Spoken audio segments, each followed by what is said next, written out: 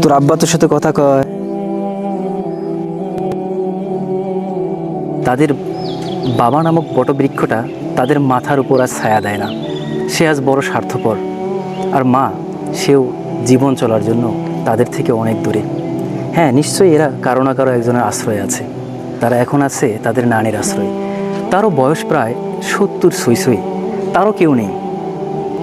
এরা চলছে স্রষ্টার হয়তোবা একটা অপার মহিমায়। এরা কেউ জানে না এদের বাবা কোথায় আছে। স্বেচ্ছায় সজ্ঞানে এদের বাবা আজ এদের থেকে নিরুদ্দেশ। ঈদ বলেন কিংবা কোনো আনন্দ অনুষ্ঠান বলেন, এরা বাবার কোনো খোঁজখবর জানে না। পেটের তাগিদে এদের মা আজ ঢাকায় পোশাক শ্রমিক। এদেরকে কেউ ঘুম পাড়ানি মাসে বেশি বলে ঘুম পাড়িয়ে দেয় না। এদের গোসলটা, আমি বললাম যে তোদেরকে নিয়ে একটা ভিডিও করব। ওরা নিজেরাই নিজেদের গোসলটা সেরে আসলো। কেউ ওদেরকে গোসল করিয়ে দেয় না। খাবারটা ওরা নিজের হাতেই খায়। কেউ ওদের খাবার প্লেটে বাড়িয়ে দেয় না। ছোট্ট এই বাচ্চাটা, সে নিজের খাবার নিজেই খায়। মাছ দিয়ে ভাত খেলেও মাছের কাঁটা নিজেই বেছে খায়। এদের গায়ে ধুলো ময়লা লেগে থাকলেও কেউ ধুলো ঝেড়ে দিয়ে তাদেরকে কোলে উঠিয়ে নেয় না। এটাই জীবনের কঠিন বাস্তবতা। রোদ, বৃষ্টি কিংবা হাড় কাঁপানো শীত, সে শীতেও তারা থাকে অবহেলায়, অযত্নে, অভুক্ত। কিভাবে চলছে আমরা আমাদের এই মানব চক্ষু দিয়ে, মানব মন দিয়ে সেটাকে বের করার ক্ষমতা আমাদের নেই।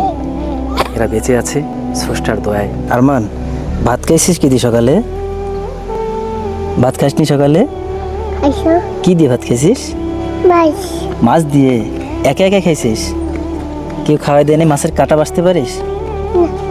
কাঁটা সহ ভাত খাস? হ্যাঁ আব্দুল্লাহ, গোসল করছিস তোরা? গোসল করাই কি দেয় কে? হেলা গোসল করিস না? তো নানি থাকলে নানি গোসল করাই দেয়। তোর আব্বাক দেখলে তুই চিনবু? হ্যাঁ, তোর আব্বা কই গেছে জানিস? হ্যাঁ, তোর আব্বা তো বিস্কুট কিনে দেয় না? তোর আব্বাক দেখিস নাই?